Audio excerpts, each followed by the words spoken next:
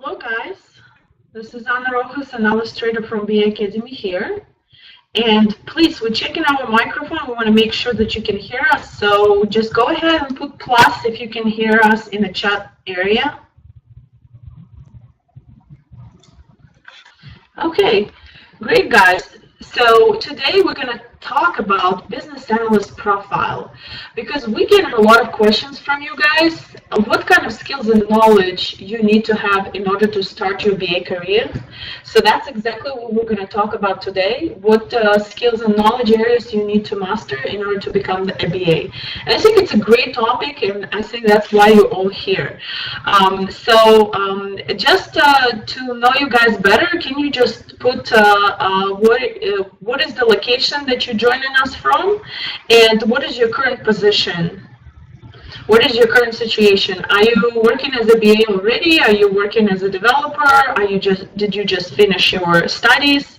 Just give us a little bit of information about yourself. So hey guys, this is Analyst Trader. So what we're trying to achieve is just to get familiar with you, who you are, what's your background. And the reason we want to know that is because as we go through the skills and knowledge areas, it just helps us to kind of, just to know what to gear our conversation towards. If you have some experience in business analysis and, maybe you're not a newbie, we'll kind of take a step up approach and give you more of an advanced theory and information. If you're just beginning kind of your path in business analysis, we'll step down and kind of make it slow.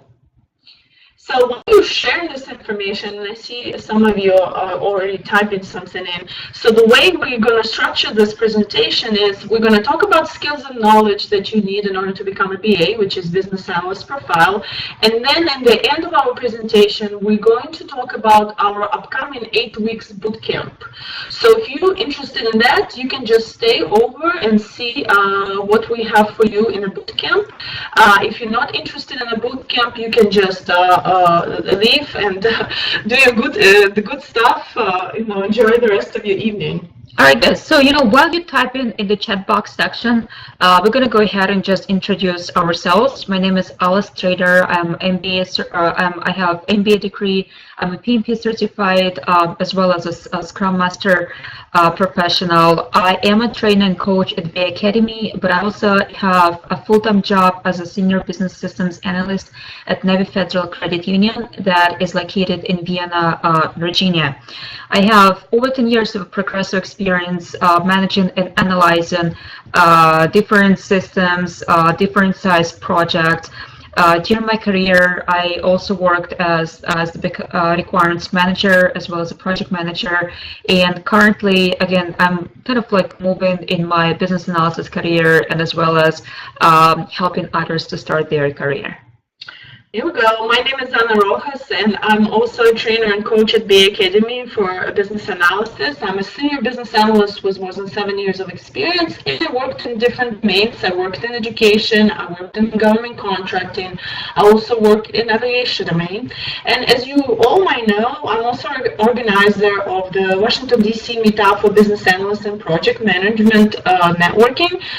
But also, me and Ala, we co-organizing a meetup for business analysts for beginners. So that's why we're doing a lot of meetups in person with you guys, as well as webinars.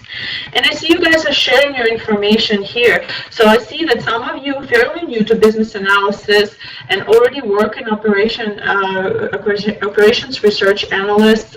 This is actually how I started my career. I did get my first job as the operations analyst, and shortly after that, transitioned to business analysis. So it's really good. It's a good place to transition. So definitely, it's a good thing for you. And you've been out of school already for 1 year, so it's a great position to start with. Eunice, beginning your path to business analysis. Okay, great, Eunice. I'm happy you're here, and definitely happy to see you at the bootcamp. And definitely let me know how your internship is going as well, because you're gonna start it soon, hopefully. Kuldeep, I see that you also starting your career. Maybe you can give a little bit more of the information about your background, if you have some training already, or if you have your bachelor degree that is close to business or IT or something like that. I see Manasa is a project lead for product development.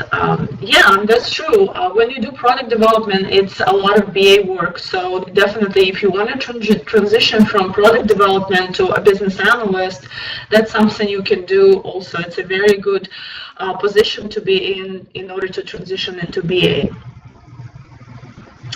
All right, so the next one is Tanner. I hope I pronounced your name right. If not, I apologize for that. From Arlington, Virginia, career transition. My background is a combination in finance and technology. This is a really great background, actually, because there's so many finance company. I personally work for Navy Federal, which is a finance organization.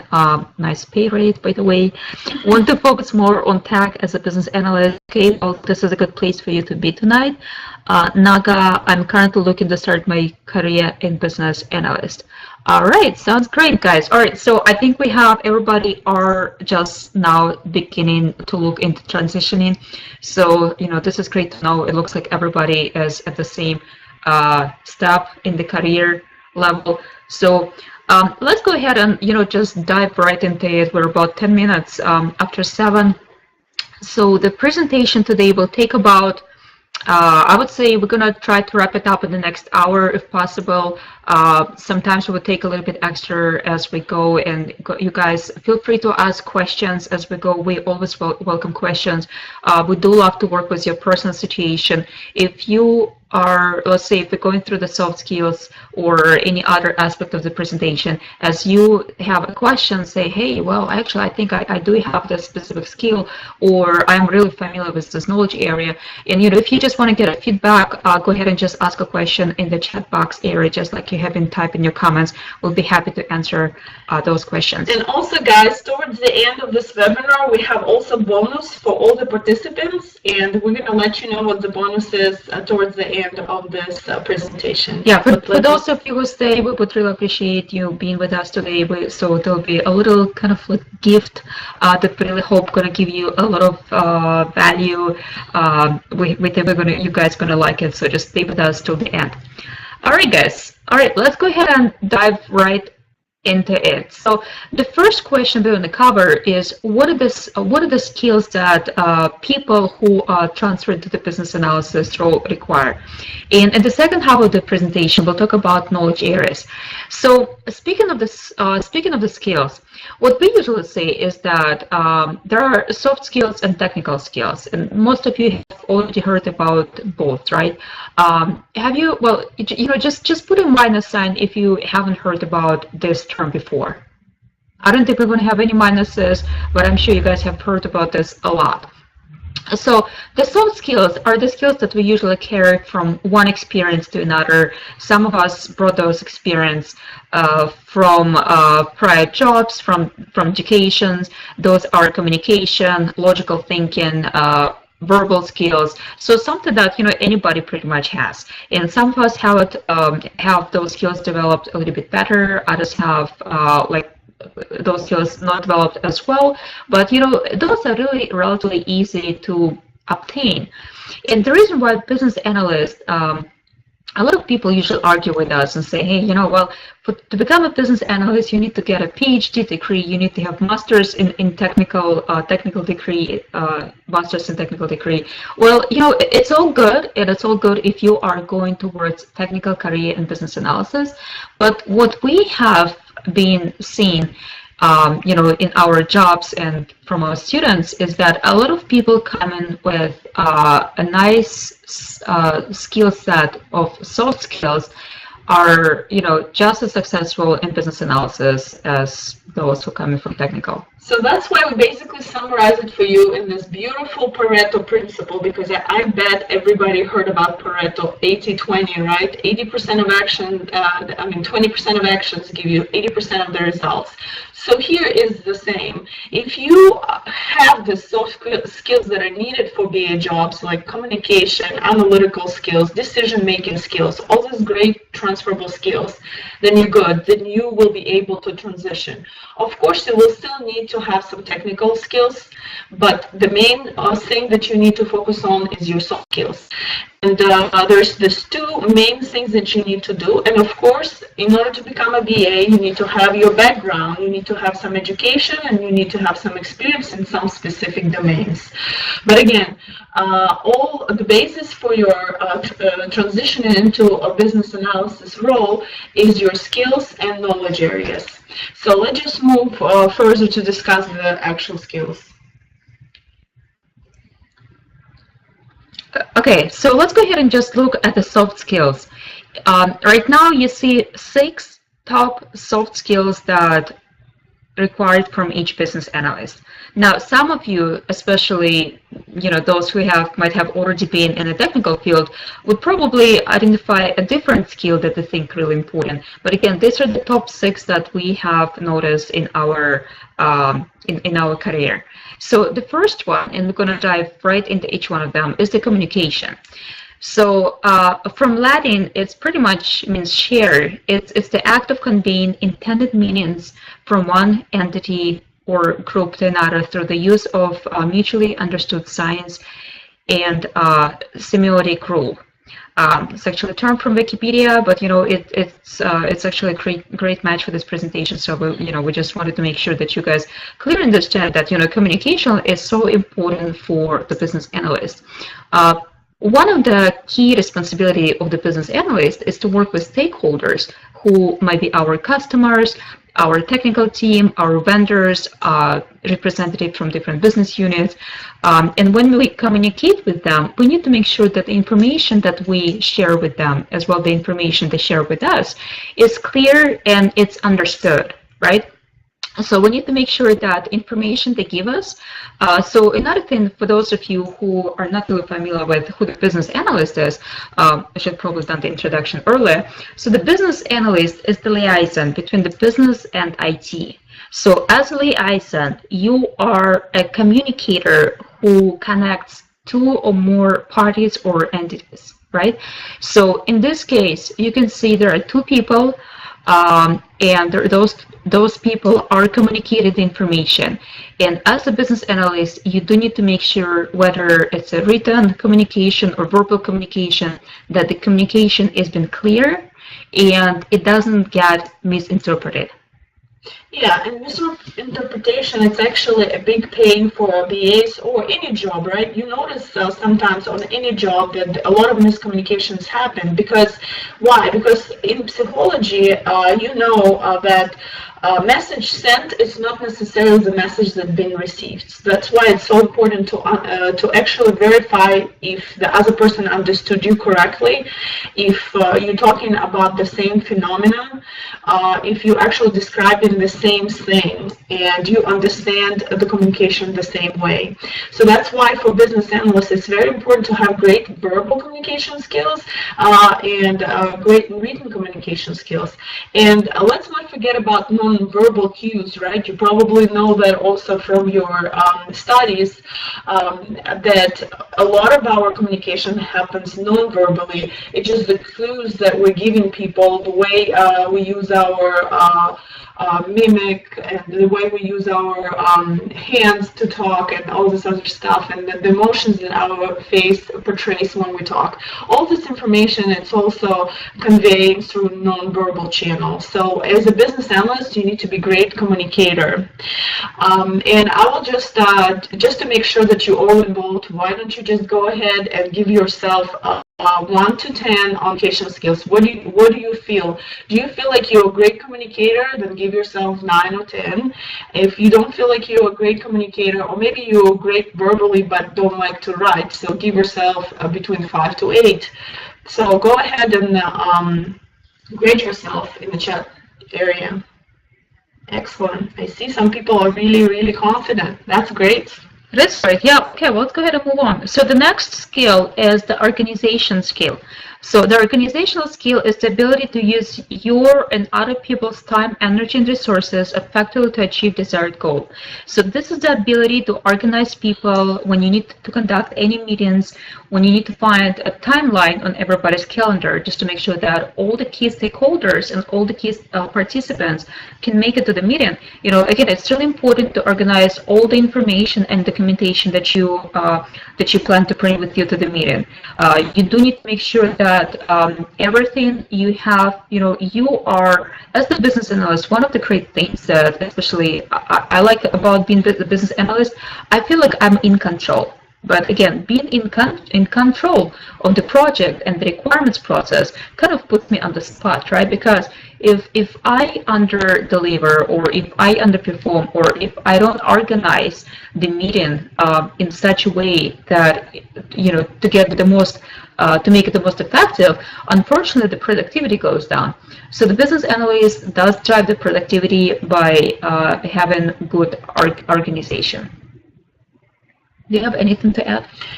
Yeah, organizational skills are just very important, and that means you need to be great at coordinating, you need to be great at time management. So basically, if you mention that you're going to deliver this particular work product by tomorrow COB, close of business, that's exactly what you need to do. So you need to manage your time effectively. And as Ala was talking about the coordination, something that you make sure that you coordinate other people's time, that you let them know ahead of time that you preparing this particular meeting to gather your requirements, or you need to schedule something else. All of this is coordination skills. Also, it's important to organize yourself in terms of setting goals for yourself, setting objectives for yourself, and of course setting some boundaries with people. And that also means that you will communicate the preferred way of communication, right? So if you mention that you will be available over the phone from this time to this time, that's exactly what needs to be. If you said that you're going to be at the desk of this person in 30 minutes to discuss some particular point, that's exactly what you need to do. So it goes with organizing yourself and following your promises, so that's important. And also the administrative activities that you need to do as a BA.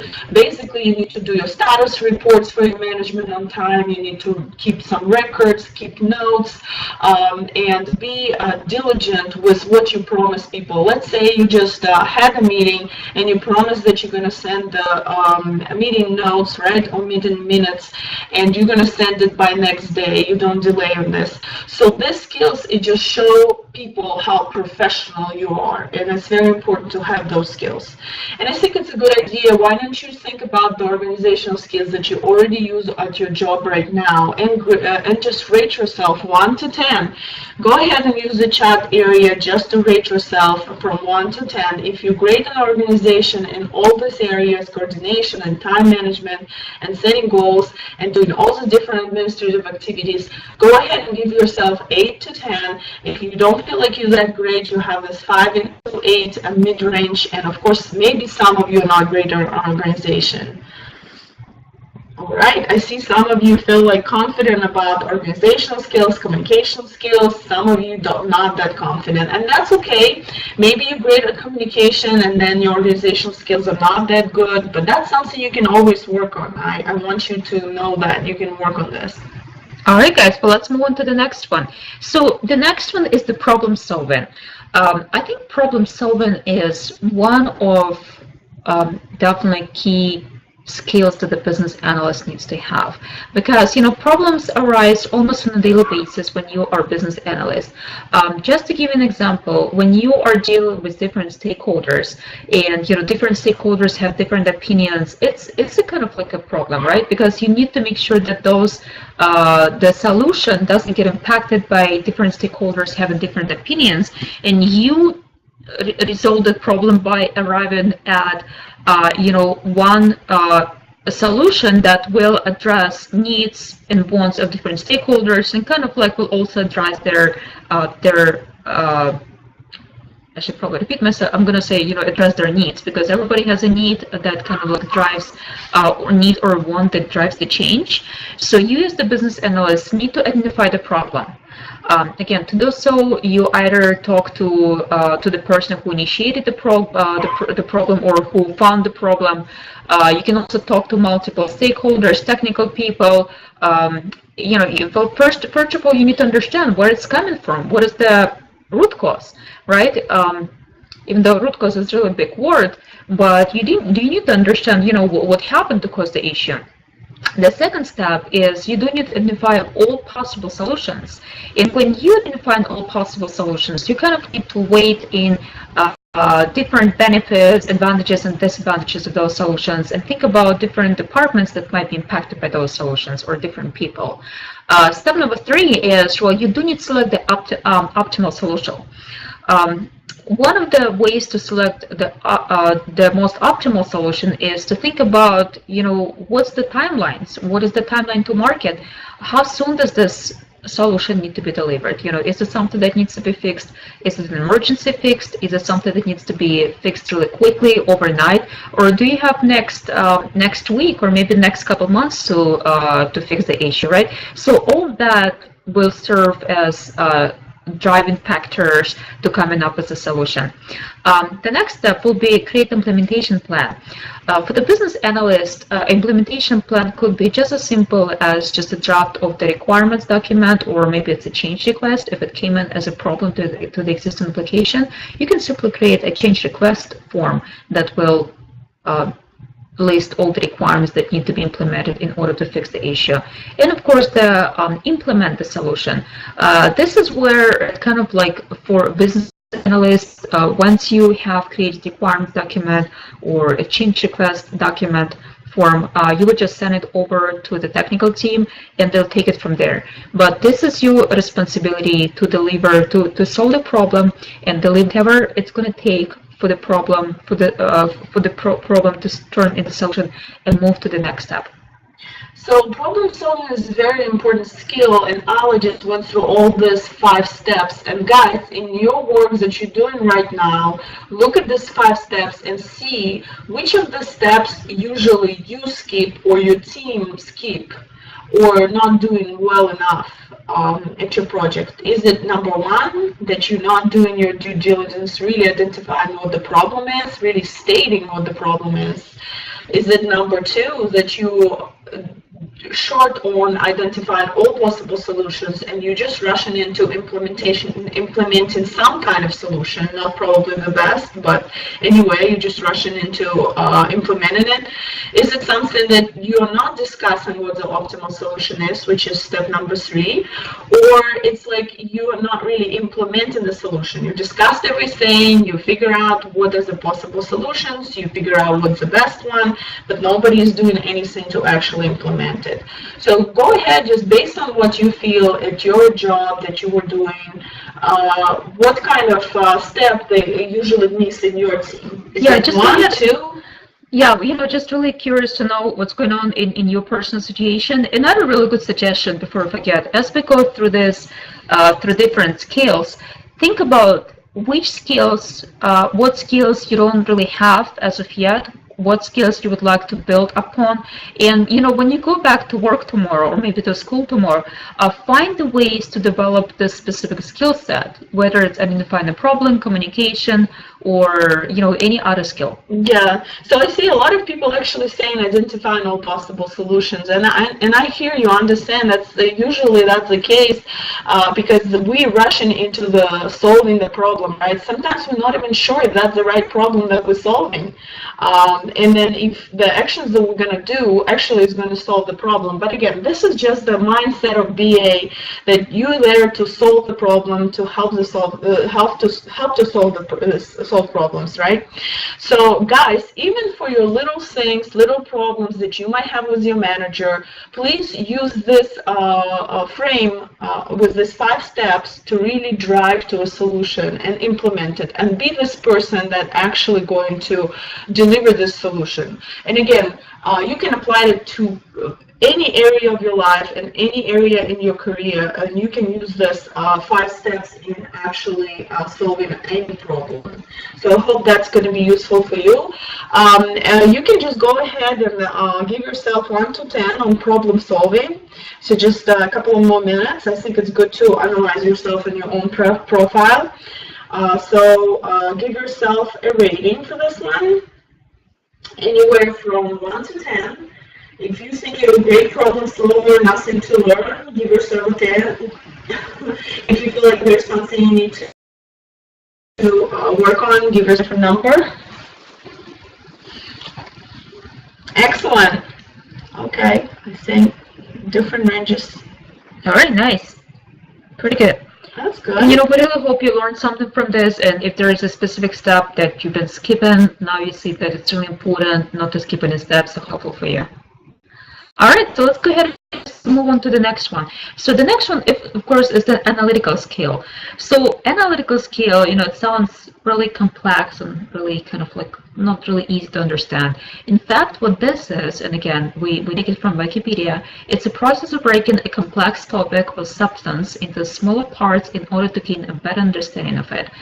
It's always really hard to see, to look at the big picture and kind of like when you try to analyze the big picture, sometimes it's just simply impossible because it's just way too big, right? So let's say if you are looking to even to plan a trip to go somewhere, if all you know is you want to go to, let's say, Italy, you can't really just have a really good analysis or what you want to go see, where you want to go. But if you clearly know you want to go to Rome and maybe Florence, you already have broken it into two smaller areas, and now based on those areas, you're starting to drive more into details and analyzing and identifying what are the things that you want to see. So some of the really good analytical techniques are decomposition of the problem into small pieces. Well, actually, pretty much what we just talked about. Another thing is, a second step would be analysis of each piece, each feasibility. Now, is it a feasible solution? Let's say, if speaking of the solutions, when you look at the small pieces, you need to understand if it's a feasible solution. What are the opportunities that you might have with this solution? What are the disadvantages and advantages and disadvantages? And business analysts will use actually a whole range of analytical techniques. You're going to use SWOT analysis, you're going to use gap analysis, you're going to use root cause analysis, all these different things. But it's all based on a very basic analytical skills that you're going to have. So if you already have some of the analytical skills and you did some of the work where you were analyzing maybe root cause analysis or some gap analysis, so it's definitely going to help you in transitioning into a business analyst role. So yourself 1 to 10 on your analytical skills. So let's just see how good you're ranking at this skill. And I think I have a really good example of the composition, actually, from my example from early this morning, from today. So basically, we have this issue. There is an issue in production. Nobody knows what's going on. And I heard from a few people that it's coming from the database. Others people said, well, we are also using the content management system, which hasn't been updated. So my first approach was talk to different people and understand what's the source for that specific field that's been displayed, that's having an issue. By doing so, I'm trying to kind of eliminate the noise and focus on a specific problem or a specific small piece of the problem, right? And I talked to technical people. I have received confirmation it's actually coming from the backend, from the database, and now we know what the problem is, right? So the next step, and another thing that you'll be seeing a lot in practice, all of this works in conjunction with each other. All the skills, all the knowledge areas, there will be, you're not going to see clear skill or today I'm just going to use analytical skills, or today I'm just going to use the communication skills. Right. Like this morning alone, after going through analysis, the next thing was actually a problem solving. So actually it wasn't combination with analysis, but also in combination with communication, right? Because the next thing was like, well, here's the problem. By doing analysis, we were able to identify what the problem was. And the next thing was, we jumped to the problem solving. What are different options? And there was a short-term option, there was a long-term option, but it was a time sensitive. The issue needs to be fixed by August 22nd. We realized that the long-term solution is not feasible for the next couple months. So, well, obviously it's out of the door, at least for the time being. So the focus is on the short-term solution. We need to get this to the market in the next 3 weeks. So here's here's your organization skills come into play, here's your communication skills come into play, because now you need to actually tell everybody what your solution is and how it should be implemented. Yeah, that's a really good example, just encompassing all the skills that you're going to use. And here is also decision making, right? Because we were also thinking, you know, like we're looking at the benefits of the long term versus the short term, and when the long term was a definitely better solution, we knew that we had to look at the timeline, time to market, and here's where the decision came in place. So the decision making is the process of identifying and choosing the ultimate solution that is expected to lead to satisfactory results. It's based on the values, preferences, and benefits and beliefs of the decision maker. So our belief was that, and the value was that, you know, our members are being impacted by the issue, and our belief is that the issue needs to be fixed by end of August so that it doesn't again, because we know there is another change coming at the end of August to the business, and if the value, if you don't fix the logic that retrieves the value, members will be affected again. So this is the decision making. So sometimes you kind of have just to be the person, and actually I wasn't the person to make a decision, but number of times business analysts are required to be those people who will put their foot forward and make a decision. So a lot of times you are recommending decisions or recommended solutions as a BA on a project scale, but again, there's some smaller scale, right? The decisions that you make every day as a business analyst. Should you communicate more? Am I actually over-communicating? And I think there is no such thing as over-communicating as a business analyst. If you can actually send the same information through the email that you just discussed in the meeting, it's excellent, it's great, because you know, that's actually make you a better communicator, and you make sure that you all on the same page.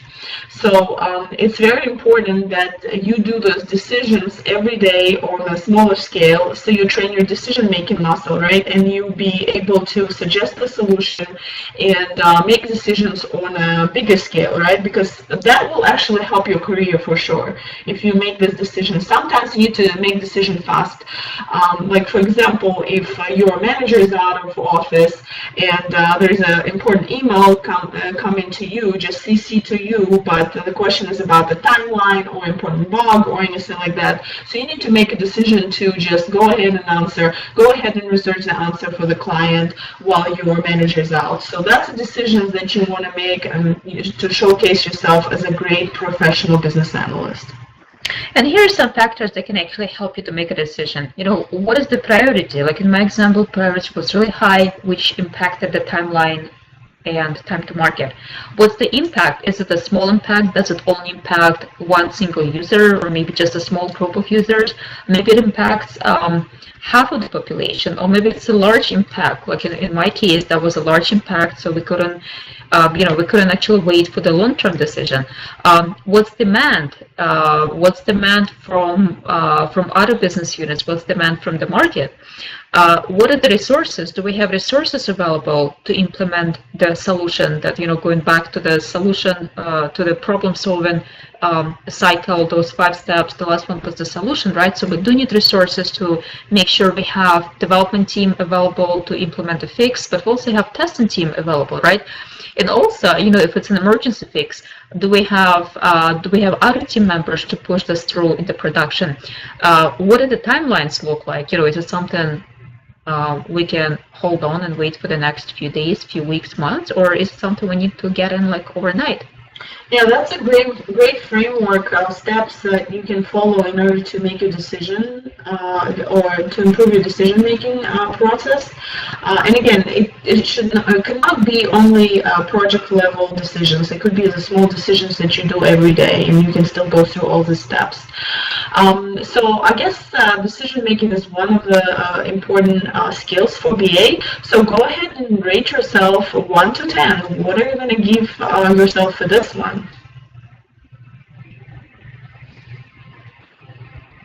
All right, guys, and while you are rating yourself, we're going to go and jump to the next one, which might be the last key ones. We have a few small ones.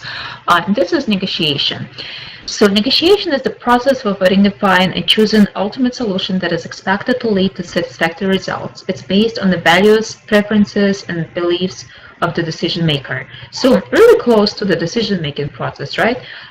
When done effectively, leaves each party satisfied. So as the business analyst, try not to, you kind of like a servant, I'd probably say servant leader, right? You are leading the project, you are leading the requirements, but try not to take any sides. Try to understand each one of your stakeholders, especially if you're working with the project sponsor, people who represent the business unit. Try to understand where they are coming from.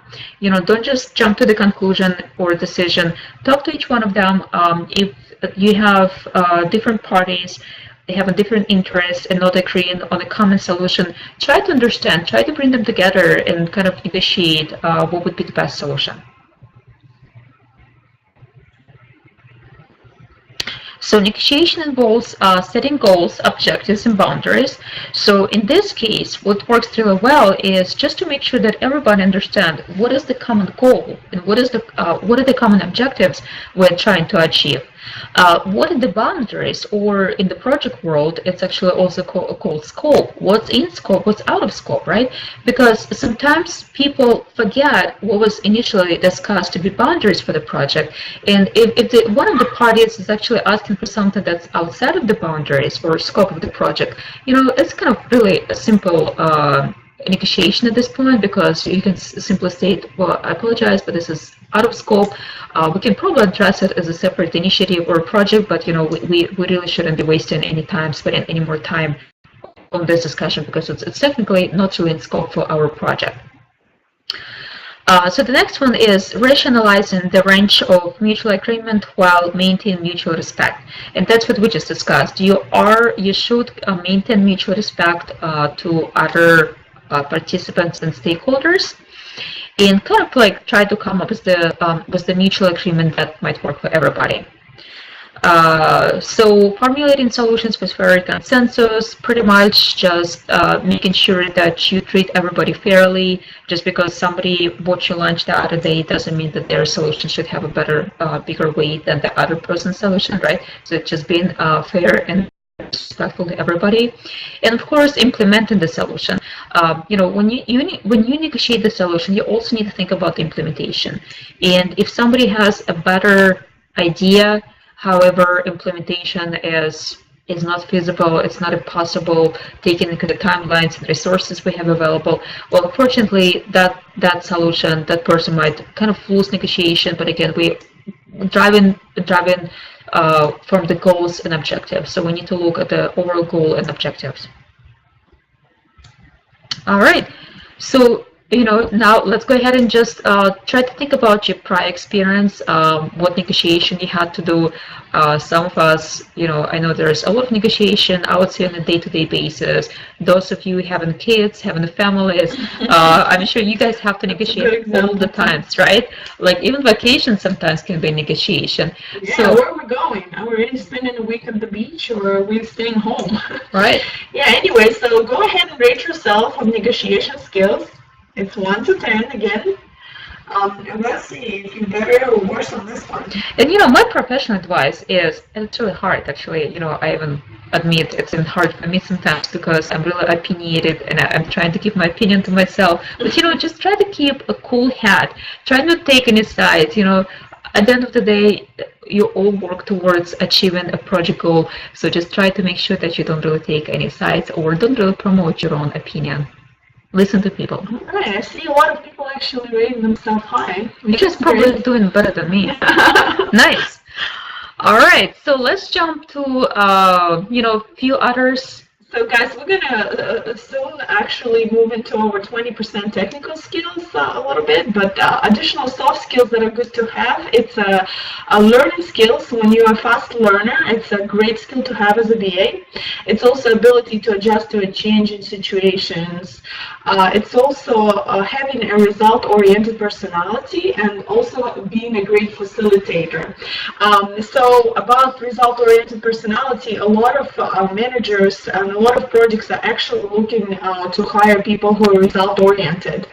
And I know some people are process-oriented, some people is a mix, but project really benefits from people who are result-oriented, because as a BA, we are negotiating so much, we're facilitating so much, we're analyzing requirements so much, and we are such a bridge between so many different worlds, okay, that it's really important for us to keep the end goal in mind, to keep the end result in mind, and be result oriented, because we have to jump through a lot of hoops to make sure that we get stakeholders into agreement about some particular requirements, about some particular tool, about some particular page, or how exactly is this button going to look on the screen. All these conversations, all these things are going to happen, but what they want from you is to be result oriented and to actually drive something to a specific result. So they really appreciate people who are result oriented. So I'm just curious, you call yourself a result-oriented person? If you can, go ahead and put a plus sign in the chat box. I'm just curious if that's also a good fit for BA profile. Excellent. I see a couple of people are. What about the others? And I just want to see, maybe there are some skills that we didn't really cover in this part of the presentation, but you guys feel like you have it and it's really important. At least you thought it was important, and you feel like it's one of your strengths. Just go ahead and put it in the chat box. Yeah. What kind of other soft skills do you have that you believe is your asset in your transition into BA career? Go ahead and share with us. Some people are really good salespeople, and it helps them a lot in business analysis, because this is where negotiation comes, this is where communication comes from, right? So you never know. Again, all backgrounds are welcomed in business analysis. Manasa says research, sales, Michael, yep. Yes, I mean, research is a great skill. Nice. All right, guys, so let's go ahead and move on to the technical skills. We're not going to spend as much time on technical skills, just because technical skills are really unique to a company, to a specific company. Now, there are some common technical skills, and we do have actually a checklist we usually use at our workshops, and we're going to use it again at the bootcamp. We do skills assessment, we do soft skills assessment, we do technical skills assessment, and also helps you to see where you are and what else you need to work on. Gotcha would be happy to share it with you. Let me just go ahead and send you my, well, not mine, but the company email. So if you would like to receive that checklist, we'll be happy to send it to you. Go ahead and just email us, and we'll forward it to you. But let's go ahead and just dive into this range of technical skills. So the technical skills, also called hard skills, is more on the technology side. Some of the examples of the technical skills are business analysis techniques. Those could be requirements gathering techniques, maybe brainstorming sessions. Those are kind of like specific ways to get the work done. Diagramming techniques is the other really good way, is the other really important technical skills of the business analyst. Some of the diagramming techniques might be UML, which is Unified Model Language. Other diagramming technique, which is really simple, sure each one of you have done it, is just it's a business process flow diagram or process flow diagram. So basically, as long as you have ever done any diagramming in your life, you can confidently say that you have diagramming techniques. Now, have you ever created a diagram? If yes, please go ahead and put a plus in the chat box. I'm not talking about any specific instruments. It could have been PowerPoint, could have been a Word document. Maybe you even did it on the just a whiteboard. All right, not as many people, but that's okay. Even back from your school, I mean, think about all your prior experience. When transferring to business analysis world, you guys need, this is the reason why we're looking at the soft skills, because you never know where those will come from. Those can come from your school, from your education, from your college, right? So from your volunteering work. So yeah, keep in mind, all that experience. So the next one is traceability. Traceability is more specific to business analysis, and it relates to business, to the requirements traceability and how you trace those to other elements like development, development units, as well as test cases, design elements. So the next one is really important for business analyst is the documentation. As the business analyst, you need to know how to write business requirements document, which is the BRD, SRD, system requirements document, user stories. Again, it's really specific to the company. Some companies will have it also really specific to the methodology that you're using as a business analyst. Some company work follow the waterfall methodology. Others would follow the agile, and if it's agile, most likely you'll be doing the user stories. If it's a waterfall, most likely it will be the BRD, SRD, or functional requirements document. MS Office, again, it's really basic, but if you know your Microsoft Office, if you know the PowerPoint, Word, and Excel, that's pretty much sufficient for the beginner business analyst. Now, you might say, well, I really don't know how to do the SRT, the BRD, but if you know how to use Word or Excel, you have a really good start. SQL is the other pretty good skill to have. It's more on the technical side. It's a query language used to retrieve data from the database. It's not a huge requirement for the business analyst, but it's really easy to learn basics of the SQL. So I do suggest that if you just now transfer into business analysis, just go and watch some video, YouTube videos how to write simple SQL queries. So the technical tools. So Manasa, we really, I don't want to get hung up on any specific skills right now, just because of the time crunch. We don't really have much time. We still need to go into the knowledge areas. Traceability, I would say, is important, but definitely not something that I would I won't apply to a BA position just because I don't really have knowledge of traceability. It's pretty simple. You can just go ahead and either YouTube, just go on YouTube, Google, or you can just simply join us at the bootcamp that's starting 18th of August. We have two different options. We have full bootcamp that comes with the internship, with 2 weeks of training with the internship and the career coaching, but we also have another package that only has business analysis training, which is kind of like a core business analysis training where we go into each one of these aspects, each one of the skills, and cover everything that kind of we're touching upon today. So yeah, I do need to keep on moving forward. So the technical skills could be anything that's not really covered here. Those could be your languages used for your applications like .NET, Java.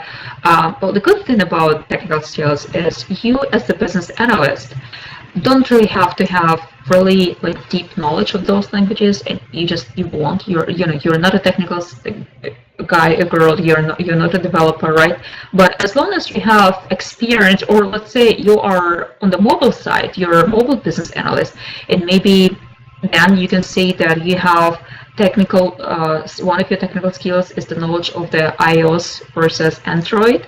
So it's also one of those, specific industry examples. Or maybe you are in the maybe you are looking at the cloud computing or security. So this is not a really good example of technical skill.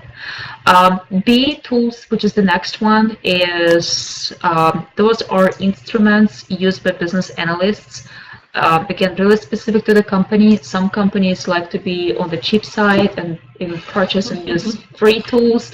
Others really like, Anna is laughing because she's seen it a lot. I've actually also seen it a lot.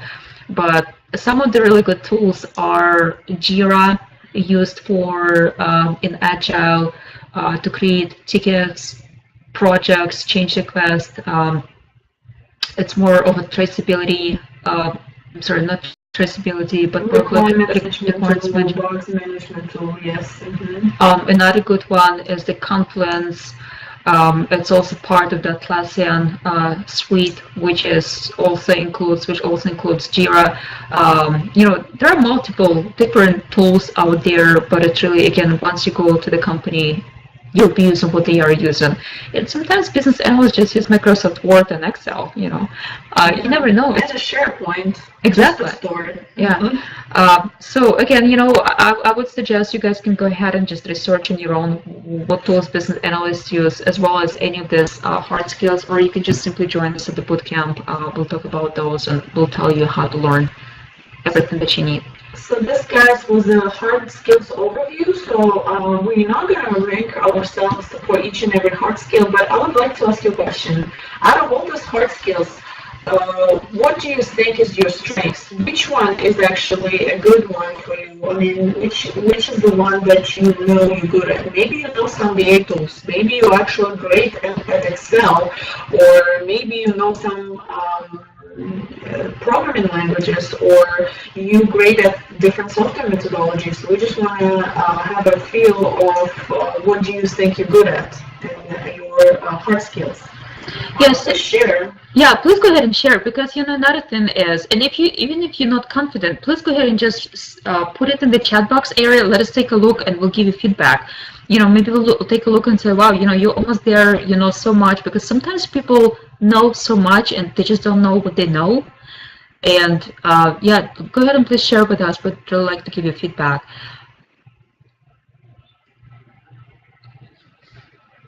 Or maybe something that I've mentioned here, maybe something looks really familiar and you're like, wow, I actually know this, and I didn't realize this is something used by business analysts. All right, somebody just seen they're good at documentation. All right, Excel, Office, SQL. All right, great. Excel and other Microsoft Office. All right, that's pretty good start. Mm-hmm. Yeah, that's a good start. That's basically, if you have the skills, you have a pretty good profile to start the job, to transition into a BA role. Okay, guys, we're going to move to knowledge areas. If you do have any questions about the skills, soft or hard, go ahead and ask in the chat box. And another thing is, before we move on, I just want to mention, the best way to gain new skills is by looking at your existing situation. Look where you are, what opportunities you can have, well, let's say you are, you just went through this presentation. Now you realize that you need to have pretty good understanding of Word, Excel, PowerPoint, and you never used PowerPoint before in your lifetime. And maybe there is an opportunity for you to start using it at your work. That way you can start developing the skill early in the process before you dive into some official training or you get your first job as the business analyst.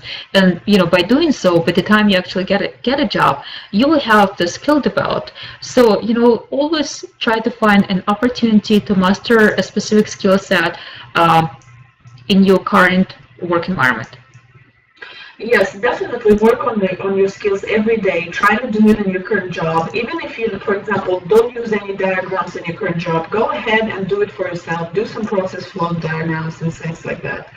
So work on your skills. Also, try to find a volunteer experience, or try to find an internship. Like, for example, in our bootcamp, we're actually giving our students the opportunity to go to the internships, so you can work on any of those hard skills and soft skills while you're actually performing a BA duties. So definitely, this is a great benefit for our students who are going through our bootcamp, is that they have opportunity to practice all this in a real life scenarios when they go through the internship. All right. I actually do see I see a question from Kuldeep. He is asking if it's necessary to learn any type of prototyping mockup tool. So it really depends on where you are geographically.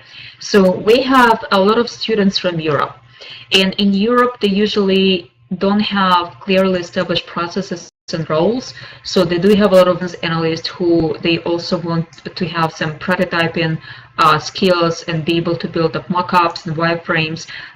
We are located in Washington, D.C. in America, and if you are in the United States, usually again you will be looking to work at some more advanced companies where they have different, really clearly defined roles and responsibilities. So in the United States, you are not required to know any prototyping tools and mockups, because there are usually user experience UX teams, user experience teams that will be doing prototyping and wireframes.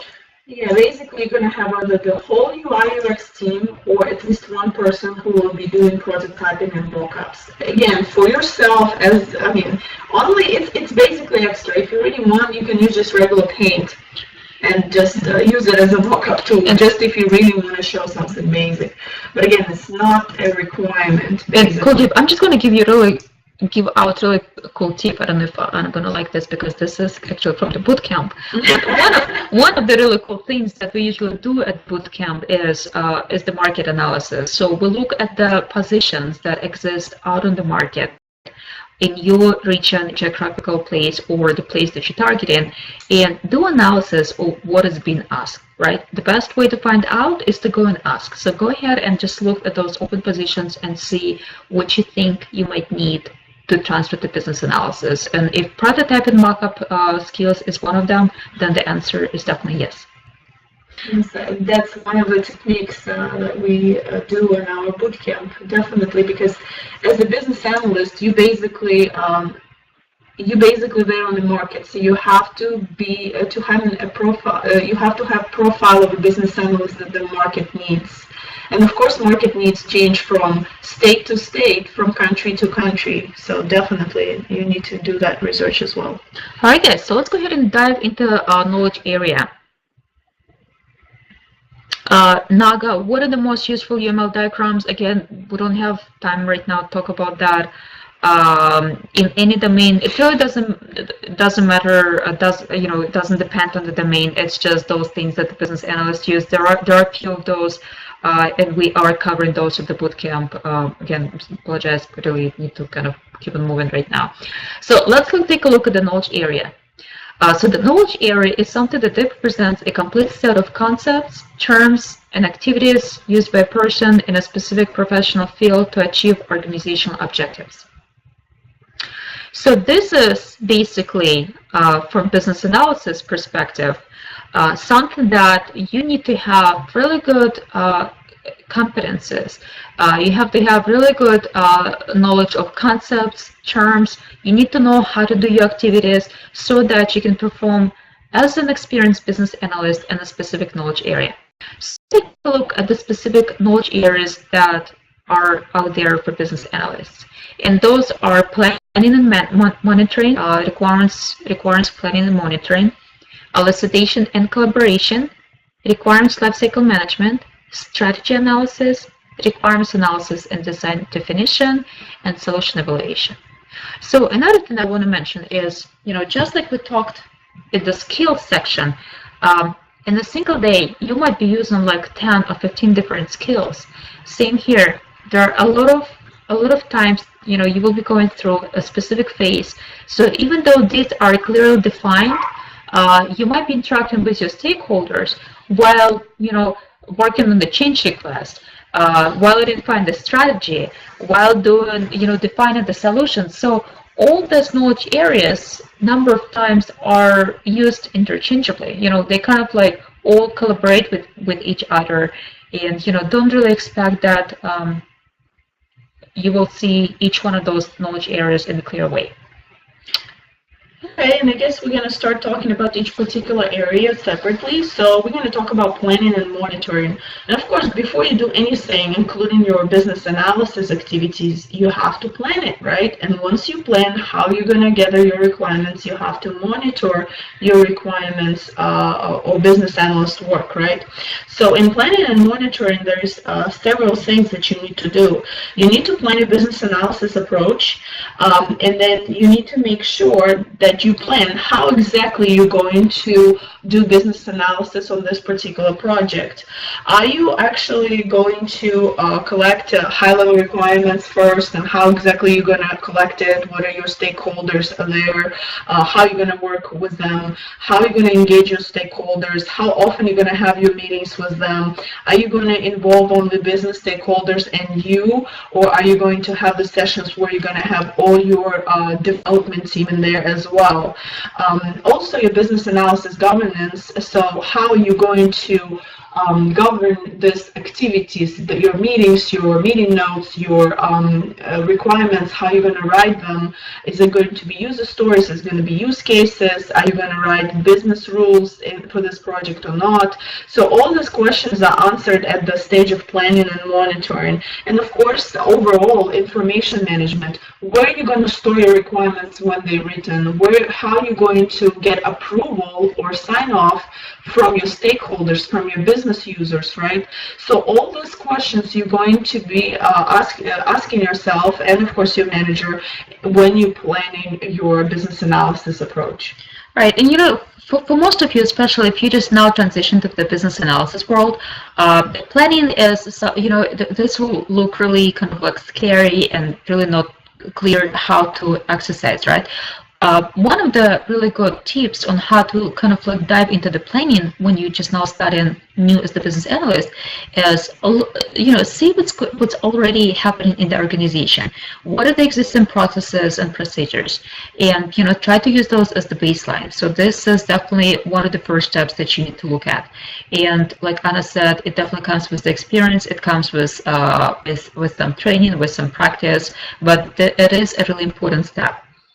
So we're also going to talk about the most important part of this knowledge areas in our bootcamp. So we're basically going to teach you how to identify your stakeholders, how to analyze them, and how to plan your business analysis approach. All this information is actually going to be in our bootcamp. And I hope you did some of this planning and monitoring and some other jobs, but that's something you need to look forward when you transition into a BA role. So the next knowledge area is elicitation and collaboration. Again, more collaboration, which is one of the skills, right, that we discussed. So this knowledge area focuses on prepare for elicitation. Requirements elicitation, unlike requirements gathering, is really kind of a unique and distinct approach to gathering requirements, because you know, requirements are not just mushrooms or you know, not just berries that you can easily gather, right, or collect. How we actually had a previous webinar where we say why requirements gathering is not like picking apples. Yeah, they're not just apples, they're not just growing trees. You would need to elicit them, you would need to work on it, and you would need to use elicitation techniques in order to get together the requirements that is needed to actually get to real business needs, not exactly what the stakeholder is stating the first time you ask them, what do you need? Because it could be that you can ask your stakeholder, what do you need? And they can just say, I want the moon, right? But then it's not clear what kind of moon this person is talking about. Do they want to actually, you know, launch a shuttle to the moon? Do they want to send a person to the moon? Do they want to just a toy that is just the moon? I mean, it's just a lot of questions. When you first ask your stakeholders what they want, it can just sound like moon or a moon, and it's not clear what exactly they want. So all the solicitation techniques and business analysis techniques come into play when you're trying to figure out what exactly the requirements are. And that's also part of our bootcamp. We actually discuss in requirement solicitation techniques and all this like funny cases, and we do case studies where you actually learn how to do the elicitation and how to figure out what is the stated requirements and what are the real requirements. So what kind of requirements you need to write and how do you need to write them. So basically, preparing for elicitation and conducting elicitation, for that you need to know what kind of elicitation techniques are out there and make sure that you use them successfully and you can actually figure out what elicitation techniques to use. And of course, when you your elicitation activities, you need to confirm with your stakeholders that the results that you got is exactly the same what they meant for their business needs and for their business requirements. And of course, you need to communicate to your team, to your development team, to your testing team, this information that you got from the requirements elicitation. And of course, you need to manage overall stakeholder and business collaboration, because it's very important.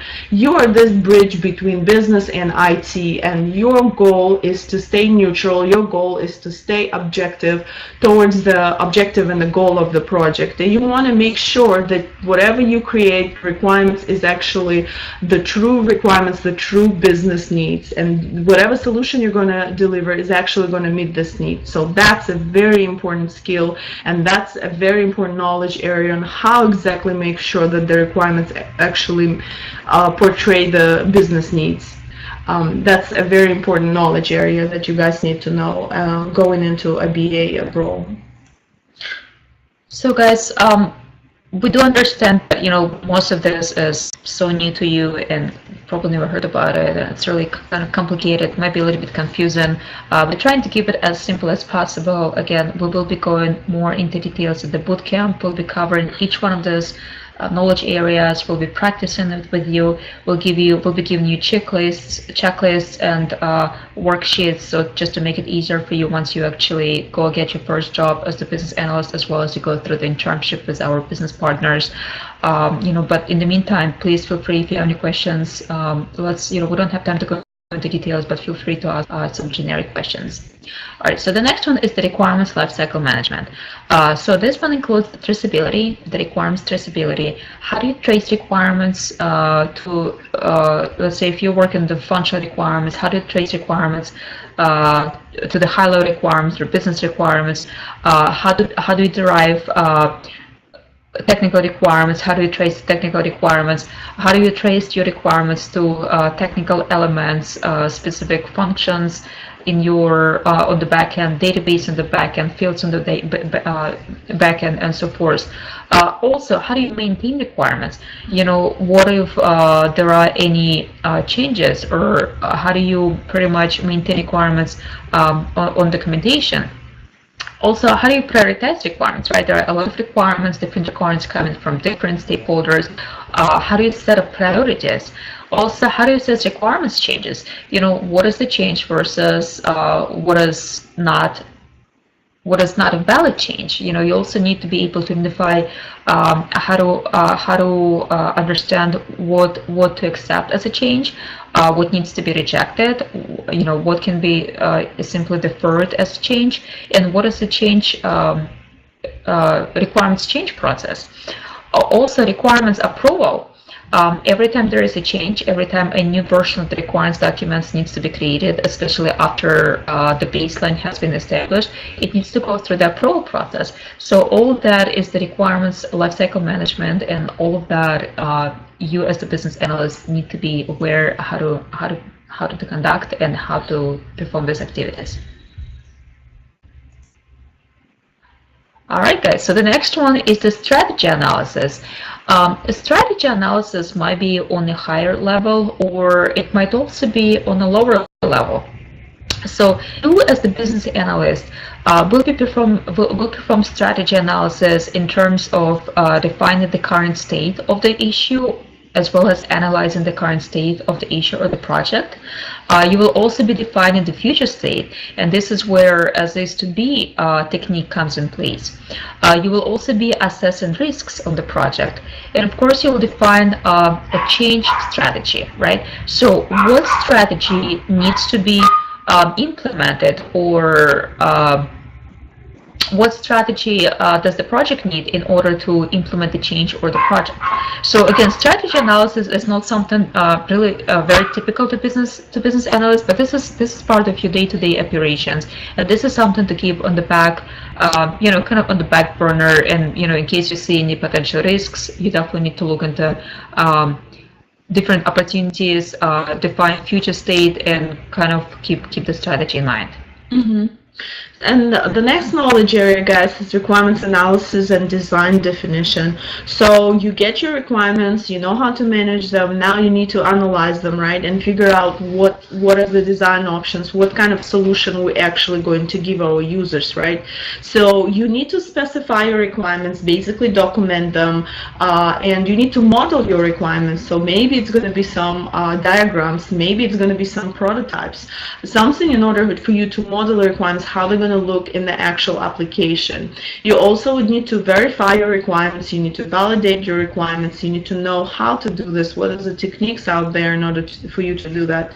And also, it's important to define your requirements architecture, how exactly this particular feature is going to look. Maybe you're not going to go all the way down to a database, and you're probably not. You're not going to go to database architecture or things like that. It's more into information of how exactly this your UI changes is going to map to database changes. This type of things you might work with. Or sometimes you will be only working with the UI changes as a business analyst. So it's like a lot of different options that could be here in this particular point. Also, you need to figure out how the design, how the UI are going to look like. A lot of times, as we already discussed, you will have the UI UX team that will design and help you to show it to the clients before it's actually get implemented in the application. Sometimes you would need to have a basic prototyping techniques to show as a BA, but a lot of times you will have UX UI guys, and of course you also would need to analyze what kind of value you're bringing with actually bringing this particular feature to the client, and what's the value of the recommended solution of this upgrades that you recommended customer to do in order to fix to actually meet their business need. So all this, your analysis, your requirements analysis goes with all this. And you'll be surprised, but number of times all the business wants or all technical team wants is just to implement and just close the bug, close the project, close the change request. But you as the business analyst, it's so important for you to talk to the customers, to collaborate with the customers, going back to the prior knowledge area, to understand what are the true customer needs, right? What do they want? What is the value that they're trying to achieve?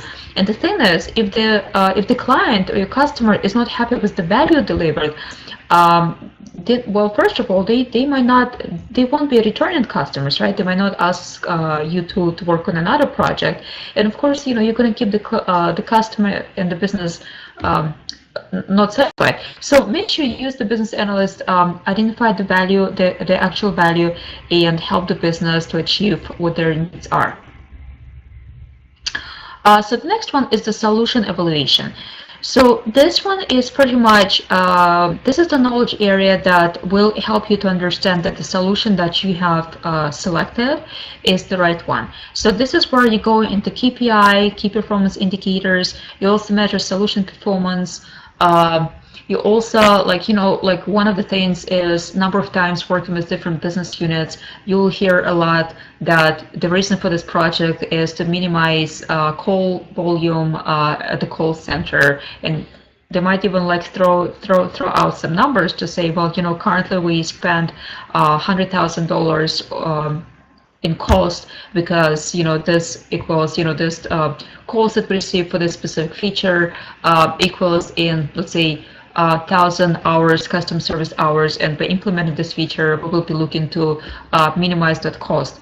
So you'll be hearing a lot of those measures, and your solution evaluation is to minimize that call volume and save the company, did I say 100,000, I think? Mm-hmm. Yeah, so X number of money, of dollars, so that they can put it towards something else. So also I'll assess solution limitations, and we kind of touched on this before, but if there are any specific limitations, if your technical team says, well, that is a great solution, but unfortunately we just don't have the infrastructure, or we don't have resources, right? So this is a limitation. So this is something that definitely has to warn you, because you as the business analyst should not accept and should not work towards the solution that's technically not feasible. Also, assess enterprise limitations. If there are any limitations in the enterprise level on, let's say, I'm just going to take another great example of the customer service people or the call center.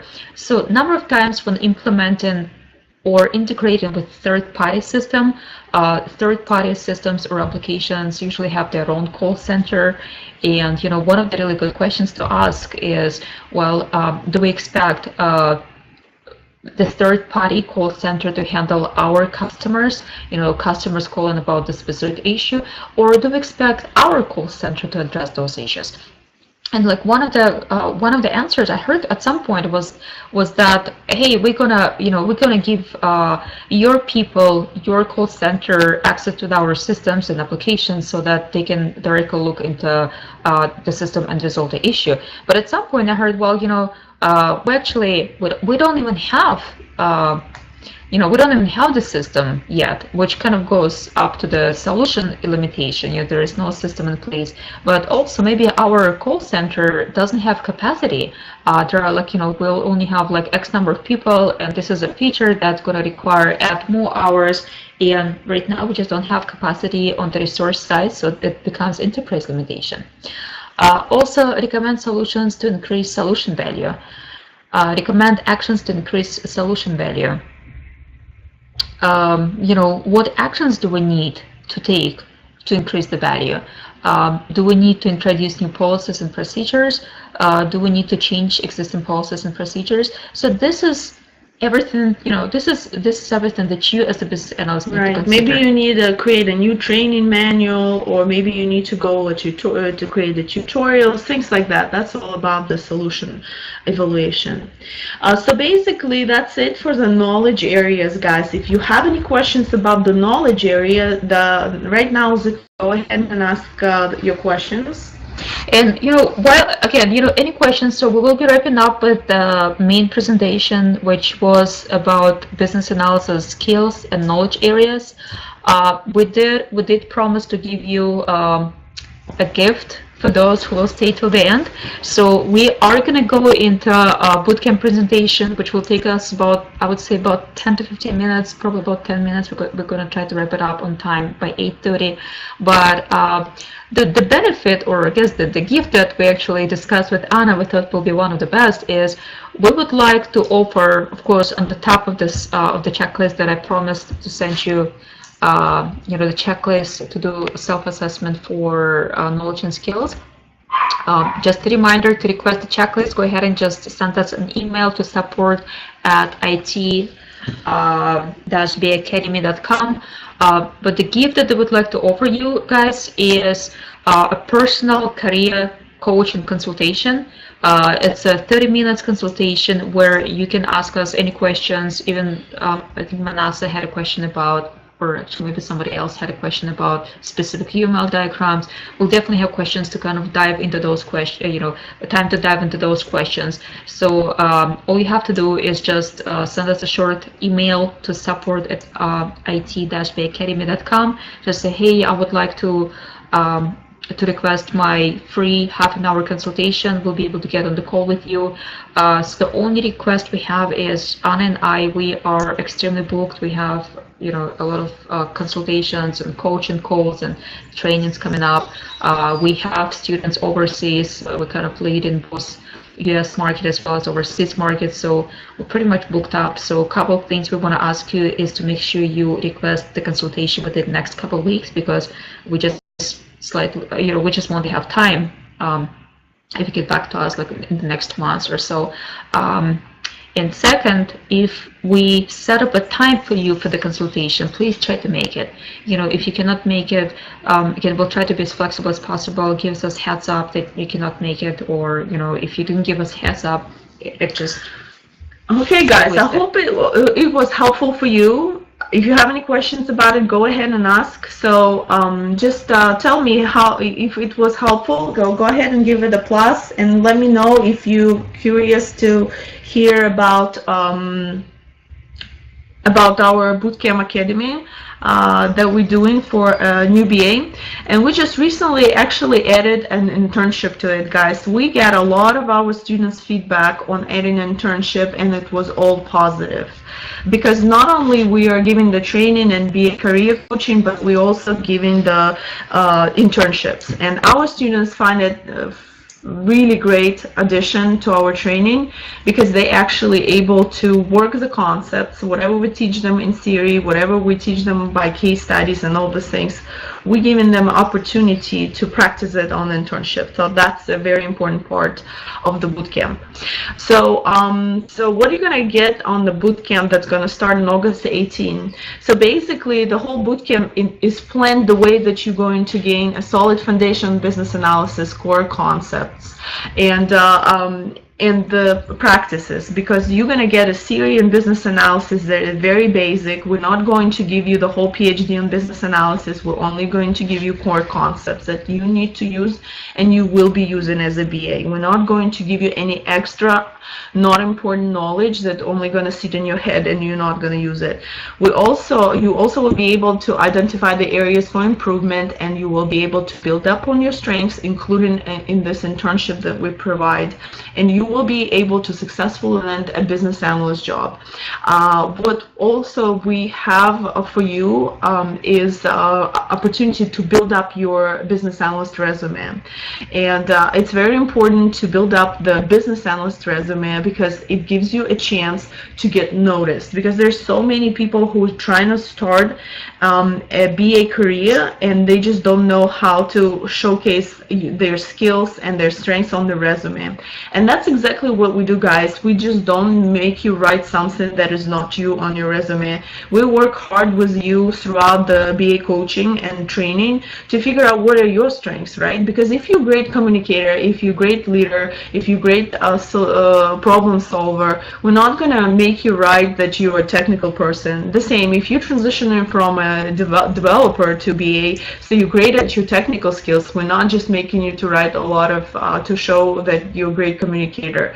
So what we're trying to do is to showcase your skills on your resume, and we have a lot of great exercises and techniques to share with you on how to build up your resume that is actually relevant to the market that we are in right now.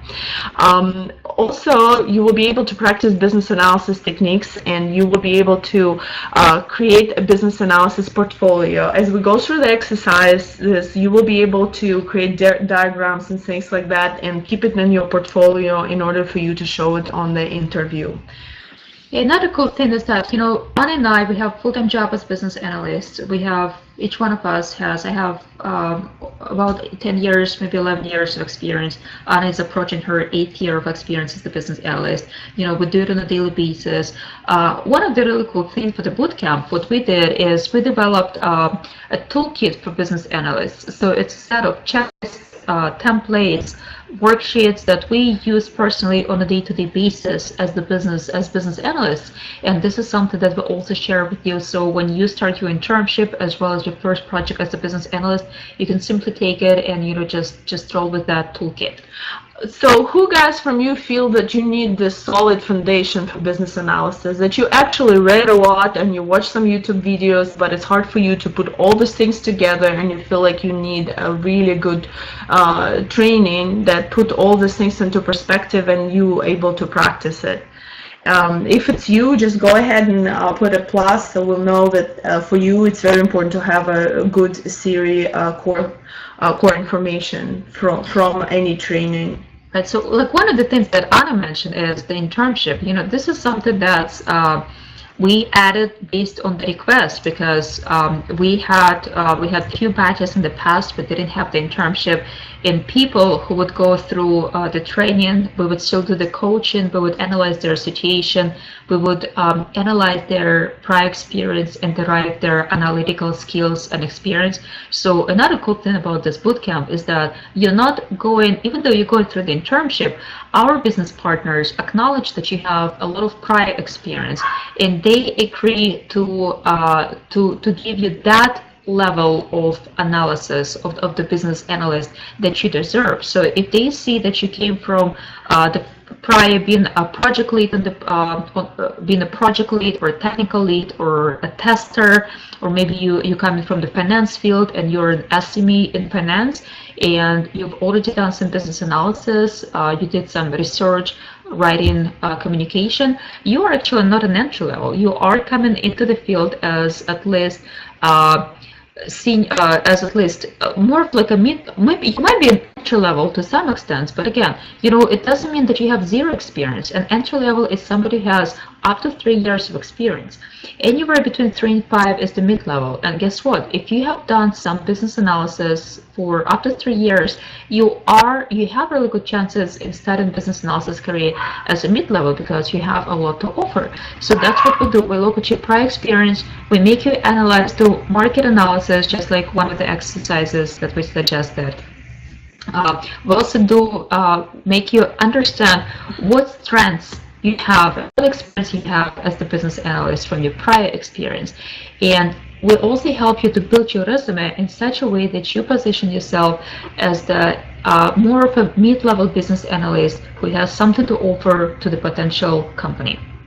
So guys, this internship opportunity, who really feel like that's probably the best way to get into a BA career?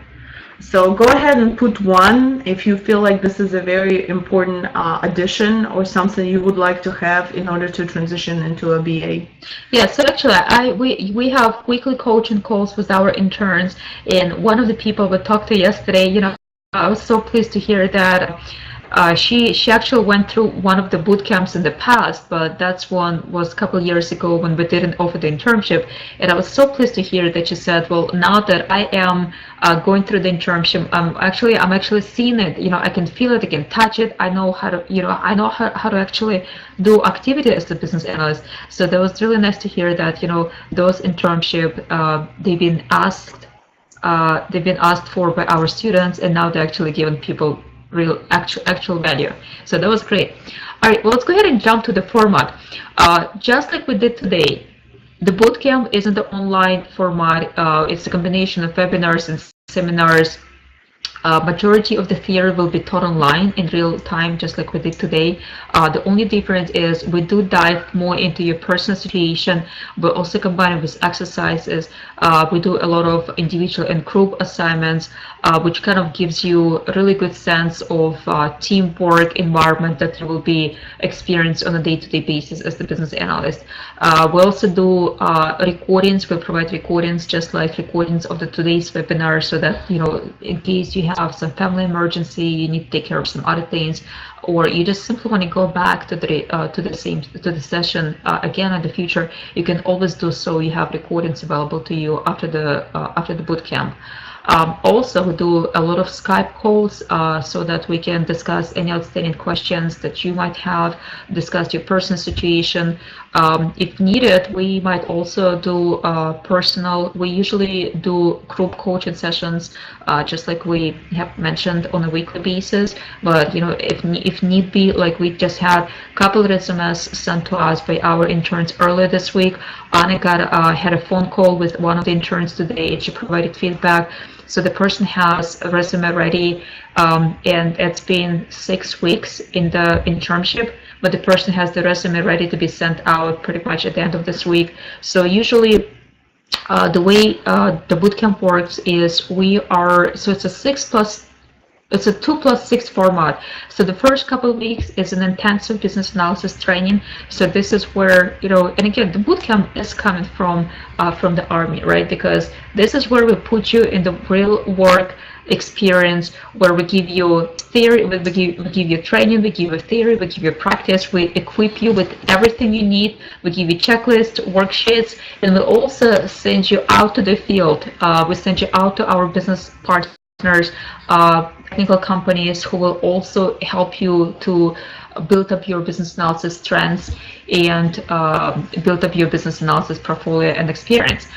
So the remaining 6 weeks is when you start in your 8-week internship, well, 2 months internship. So it's a little bit more than 8 weeks, but you're actually working with us for the duration of 8-week period. So 2 weeks of the training.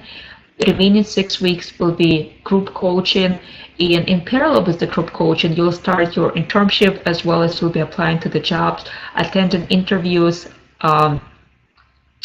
building up your skills and strengths, because we've covered a lot today, and you probably understand you're not going to be able to build it over 2 weeks. It's pretty much impossible, but we give you the core knowledge and skills, and we teach you how to keep on building up your skills and how to keep on updating your resume and strengthening your resume as you go through the program. So guys, how do you feel personally? Do you feel that this is the format you really need? Because you were working hard on just reading about business analysis. Maybe you went to some trainings that just give you theory. Who really feel like this format could be beneficial for them? Having coaching, that is group coaching, career coaching, that teach you how to write your resume, how to show your strengths on your resume, and how to actually go through the interviews, having mock-up interviews with us, as well as having the basics of business analysis that you're actually going to use day to day at your work, as well as having an internship where you can actually practically use each and every tool that we discuss on our training. How about having this kind of training? Is it something that might work for you? If that might work for you, go ahead and put a plus in the comment area.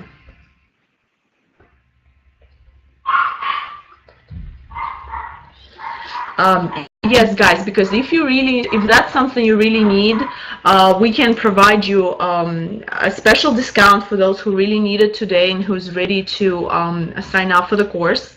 Again, we're starting on August 18, and you can just use the link below and go ahead and check what kind of information we're going to give and what are going to be part of the bootcamp. So guys, just like we said before, we do offer 2 packages. So the first package is for those who are sick and tired of being sick and tired and looking for the business analysis job and not knowing where to start, have been reading books, attending trainings for the last few months, maybe a few years.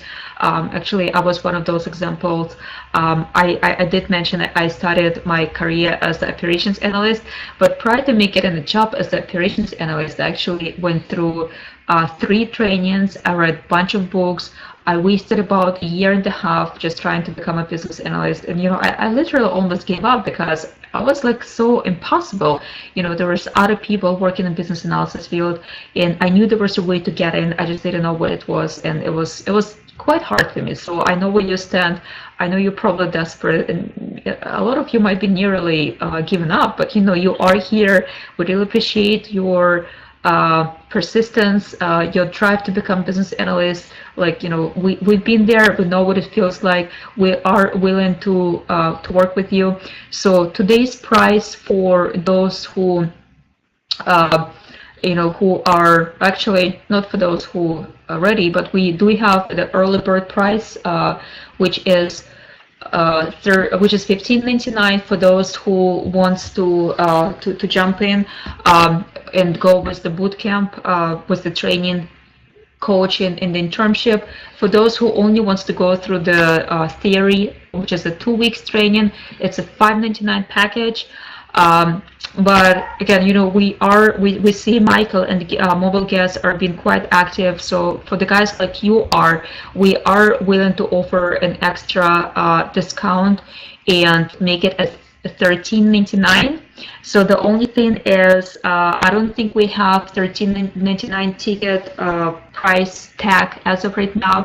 But what we're going to do is, as right after this webinar, we're going to go ahead and add one more price tag, $13.99. I think we'll do that because some of you guys are really interested. So those who are interested, let them just send us an email with this request. Or if some of you maybe want to do your coaching session and figure out if it's really going to work for you.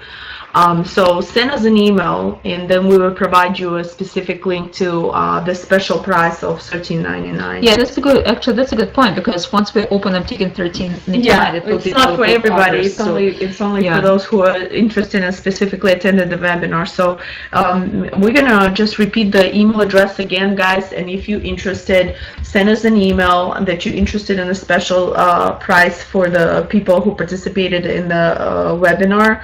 And also, again, remember about the bonuses that we were talking about, the checklist for you to go ahead and analyze your situation with your skills and knowledge areas, and also to request your coaching session. to figure out where you stand and what should be your next step. That's also you can do through sending us an email to the BAcademy. Again, let's just move move through what exactly we're going to cover in our 2 weeks business analysis fundamentals. The first part of the boot camp. We're going to cover the SDLC, software development lifecycle, where you will learn what are the different phases that the project goes through in order to get the solution to the customers, what you as a business analyst will be doing in each and every phase. Because the thing is, guys, you might read a lot about SDLC, but if you don't know exactly what BA is doing at each and every of this particular stages, phases, then you're gonna fail your interview. I can tell you right away. Also, we're gonna cover SDLC methodologies. It's very important to know what kind of methodologies are used in order to develop software projects, and that's waterfall, that different agile type of methodologies, and we're going to talk about. So we will also learn how to write requirements documents, functional requirements, business requirements. What are the differences between different type of requirements, user requirements? So there are 4 different distinct levels of requirements, so we're going to go through each one of them. We'll also learn how to write user stories, what is the difference between different methodologies, what is the difference to you as the business analyst, how do you act, and what are the responsibilities based on the methodology. Yeah, because guys, if you work in a Scrum team, you're gonna be behaving or doing completely different things than if you're actually working in Waterfall, and the process of your requirements management and requirements elicitation and analysis and communication will be completely different. So it's important to know this distinction. We're also going to cover BA skills and responsibilities, what exactly you do at each particular stage in each particular methodology, and how do you communicate and collaborate with the team members. It's also very important to know how do you communicate with testers and in which stage, with developers, how do you communicate with your users, with your business stakeholders. All of this we're going to cover in BA skills and responsibilities. We're going to talk about requirements planning and management. As you know, it's a very important knowledge area that you need to. How do you plan your requirements activities? How do you plan your requirements gathering and citation? How do you manage your requirements? How do you do analysis work? We're going to cover all requirements elicitation techniques with you in this part. We're also going to talk about stakeholder management. It's very important to know what kind of stakeholders you're working with. It's very important to know how to analyze them. We're going to teach you how to analyze stakeholders, but their attitude to the project, because it's very important to know who you need to talk to in each particular situation. And beginner BA always have this question, oh, I'm on the project, I don't even know what to do, because we have this BA coaching calls with our students, and sometimes we continue having the calls with them because it's still it's still within this 8 weeks, and some of them may already find a job, right? So some of them are asking us questions like that, where do I start? And we always say, hey, go back to our first week where we were actually discussing stakeholder management, and we were discussing stakeholder analysis. Go ahead and use this table to analyze your actual stakeholders, and sometimes it's very useful for them to go back to this material even when they're already on the job. So then we're also going to cover diagramming techniques. We will be covering UML diagrams. So somebody was asking about the UML. We will be covering the UML diagrams, the most used ones. We're not going to cover all of them. Again, we're going to cover the ones that we see from our practice and from practice of our students are used the most. And of course, the most important part, we will be doing daily practices and case studies and group exercises with all of you, so you can actually practice the concepts that we're talking about. So that's just a snapshot of what we're going to do in business analysis fundamentals the first 2 weeks. So weeks 3 through 8, so the only thing that's not on this slide is the internship. Like I said, internship has been added a few months ago, so we haven't had a chance to update the slides yet, but it's going to kick off around the 3rd, maybe 4th week. We usually don't start internship during the training just because of how much material we have during the training, so we try not to distract you guys from, we want you to focus on the training, get knowledge, experience, practice before you dive into the internship. Also, So also weeks three to 8, we will be focusing on the big career coaching. Those will be group coaching sessions. We will be meeting with you once a week for about an hour. And we will be working with you on the business analysis, resume preparation, also effective job search strategies. We'll be talking about what are different strategies out there, how do you network, how do you collaborate with recruiters, also with your friends and HR managers, how to position yourself. Also, we'll also be developing your professional social media presence, set up your LinkedIn. We'll be taking a look at your Facebook. So guys, do you feel you need some lift up on this professional social media presence? If you need some of that, we're going to cover it. So if you need it, go ahead and put the plus sign in the chat box if you believe that you would really need to beef up your LinkedIn profile. Yeah, maybe, some of you are just, you're kind of like embarrassed to share your LinkedIn profile because, it doesn't really look developed. You just finished college, or maybe you've been in some other like sales or finance or some other industry, and you really feel like, it's really not a good match for the business analysis field. So we'll be revising your existing LinkedIn profile. All of you know that LinkedIn is definitely one of the #1 job searches for recruiters. So we'll be making sure you have really strong presence, social presence, so that you have really good reputation. We're also going to work on the interview questions and answers, guys, and it's a very important part. We're going to work with you and do mock-up interviews. And again, guys, if you feel that's something that you need in your life right now in order to transition to a BA, that you maybe have a good resume already and then you're missing this preparation for the interview, all these questions and answers, if you feel like you need to have this mock-up interview and you feel like it's important, go ahead and I'll put a plus in the chat box so we'll know how important this part of the training for you. So another really cool thing I would say is the business analyst portfolio, because one of the things that beginners business analysts don't have is the portfolio, right? It's really hard to come up with something you can take with you to the interview if you simply, if you don't have any experience. So the business analysis portfolio is something we'll start building during the training and we'll continue to build up during the coaching and internship. This is a package you're going to take with you to any interviews. It will include diagrams that you will create during the training and other weeks. It also will include samples of your requirements documentation that we will create during the training based on your prior projects and experience, and much more. So all of that will actually come during weeks 3 and 8. Additional. So who feels like you need this portfolio, guys? Who feels like you go into the interview and they ask you, hey, can you give us a sample of your diagram or something like that? Maybe if you feel like that's something that is important to you, give us the feedback, how important this part is to you. Go ahead and put a plus. Maybe some of you have already received the question, hey, your resume looks really cool. Can you send us some samples, right? And you don't have anything to share, right? So again, this is one of the things we've noticed is super beneficial to our students. It raises the confidence, it just boosts up your confidence. So you have what it takes. And those are not just some fake samples from the internet, right? Not somebody else's samples. Those are your own samples from your prior experience, from your prior projects.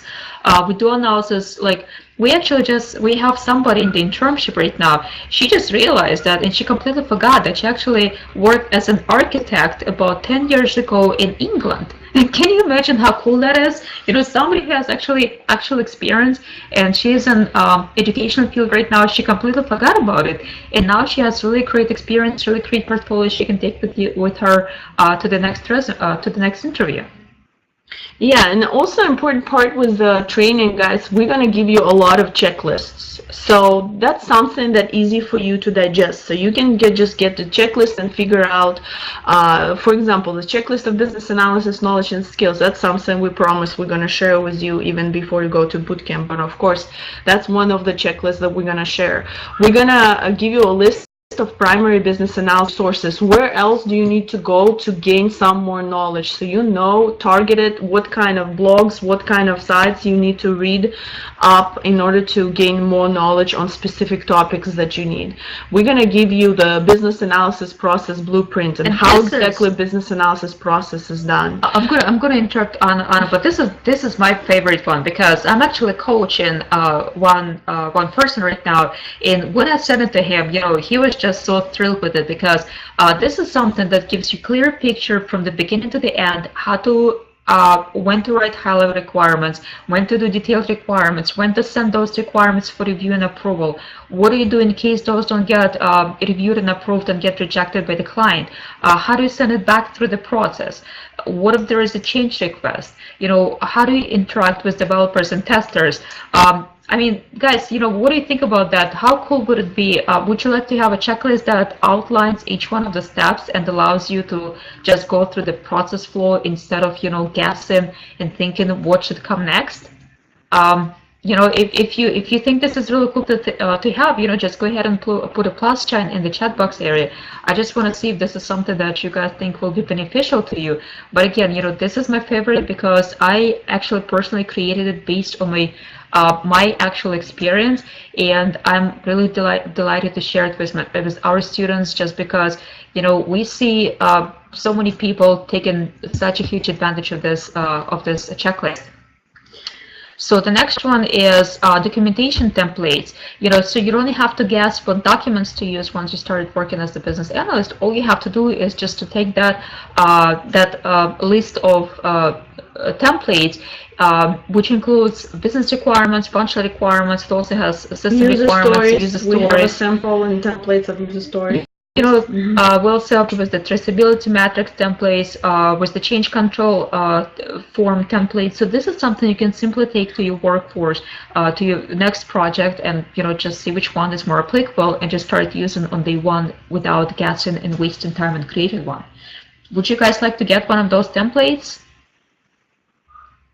I think it's really cool. Well, okay, so one of the next things we'll be sharing with you is a checklist of requirements gathering questions. You know, what are the questions that you want to ask at your requirement solicitation questions? Again, it's one of the things that's really beneficial because as the new business analyst, it's really hard to understand what areas to target. Like, just to give you a few of the examples, like this checklist also suggests that you look at different reports, you identify all different business stakeholders. Like, one of the questions is, what are different systems impacted, what are different business areas that might be impacted, what are different processes. So this and much more will be included in the checklist. Also, we will discuss weekly resume preparation. We will have weekly resume preparation sessions around the fourth week of the bootcamp. We're gonna, around the mid of the bootcamp, we're gonna start diving into your resume preparation. We usually take about a couple of weeks to build up your resume, so by the week 6 you usually have a pretty strong resume and you can start sending it out, and we still have about a couple of weeks to give you feedback and help you go through the mock-up sessions. We also have interview questions and answers sessions. We do provide unlimited email support. We're really quick to answer. Usually we do ask for about 24 hours, but usually we try to reply within just a matter of few hours. So in case you have any questions, or if you have a question coming in, somebody just a couple of weeks ago, they received a job description which they sent it to us, and we're asking for immediate feedback. So Anna met with the person a couple of days later and provided feedback on, and helped them to get ready with the mock-up session. We also have, like we said, we do Skype sessions a lot, and if needed, we will also do individual session. If we feel that you guys really not handling group situation, or you have really. And guys, there is a great power in a mock-up session. There were a guy who just from one consultation, he didn't even go through the bootcamp. The guy was really good, and just one session with me giving the advice on what could be the possible questions for this particular position, the guy actually got the job, and the job was of a senior BA. The guy had a lot of different, he was actually a help desk person, so he knows a lot about how the whole project thing is done and all this stuff. So the thing is, just knowing what kind of questions are you going to be asked and knowing how to answer it correctly, it's a lot of benefit for you guys. So definitely this is something that is really good for people who transition into BA. If you feel that this is a great value, go ahead and give us a plus. Actually having your mock-up interview sessions together and actually knowing what kind of questions could be asked in this particular interview is beneficial. Go ahead and put the plus sign in. Okay, great. And again, guys, so we're going to share the link again. So go ahead and read up more about the bootcamp. And if you like, again, for those of you who are present today, and let's just give 2 days for people to realize. Yeah, so that's the other thing. We do like people who act fast on the offer. The early bird, I believe, expires around August the 10th or 9th. Yeah. So, the offer for $13.99 for the bootcamp, we're not doing any discount on the 2-week package only. It will stay $5.99 because we truly believe that there is a tremendous value in the second bootcamp, in the full bootcamp package. And again, just for those who are ready to jump in, who are ready to act really fast, because we know those people get the best results. Those people will be doing the best effort to get the job offer within the 8 weeks, which is what our target. Our goal is to help you get a job offer in the 8-week program, during the 8-week program. So only for those, we do offer $13.99 price. Go ahead and send us email tonight, or if for some reason you can't do it tonight, do it tomorrow morning and just say, hey, I was really interested in the bootcamp. Either send me a link to make a payment for $13.99, or if you have any other questions, try to set up consultation with us ASAP. Again, send it to us, send us request by tomorrow morning, the latest, and that way we know you're interested. We do offer installments, so if you feel that, well, it's a little bit too much, I cannot really handle it right now, but I do feel like I can do it in 3 installments, we'll be happy to work with you. Just let us know if that's your preference, then we'll just set up a link in such a way that you can make up to 3 installments. And again, guys, also I just want to mention that our program is a full solution, basically. If you go back to the solutioning, right, and problem solving, we saw all this problem from our eyes when we were trying to break into BA career, and we saw all these gaps that are there. So it's either a lot of theory and this, then there's no focus on the personality, and we're good for figuring out your personality and your personal learning styles and working with you, as well as having this personal coaching, personal touch on your resume preparation, personal touch on your mock-up sessions. That's how we help you to achieve your goal, and hopefully that goal is to get into a BA job. I'm not here just to get a diploma or go through another training. I hope your goal is to become a BA, and that's exactly what we're helping people to do, and that's exactly what our passion is, and that's what we do in BAcademy. So if you believe that this course fits your needs and that's something you want to do and you want to keep this discount price, go ahead and send us an email again until tomorrow. So we're going to honor all this request for a discounted price. And again, guys, we're happy to see you all here. We hope it was beneficial for you to hear all this information, and you get yourself what kind of business analyst profile you need to have, what kind of skills and what kind of knowledge you need to have in order to become a BA. And we'll also just discuss with you a new tool, a new solution for you, which is our bootcamp. Guys, I don't want to mention something about the internship. I've noticed we haven't received any questions, which is kind of usually quite an quite unusual. Yeah, guys, if you have any questions about the internship or the course, go ahead and ask them. Yeah, and while you think about questions, I just want to mention this is a part-time internship. So the reason why it is a part-time, because we do realize that a lot of you have full-time jobs, that you don't have full-time availability. So it is a part-time remote opportunity. We usually discuss with our business partners that it's usually between 12 to 16 hours a week. It's a 2 months internship, so it's a really good duration to put in your resume as the formal project, which it is. So it does go on your resume, and the position that you will have after this internship is the business analyst. So it's a really nice kind of like starting point. Michael is asking if you guys will get recommendations. Yes, you are getting recommendations. You are getting references from companies that you'll be taking internship with. So it's pretty much just like your actual position as a business analyst. You'll be practicing skills. You'll be continue to building up your portfolio. You'll also be working with real people, with real teams, and kind of having a soft dive into business analysis responsibilities.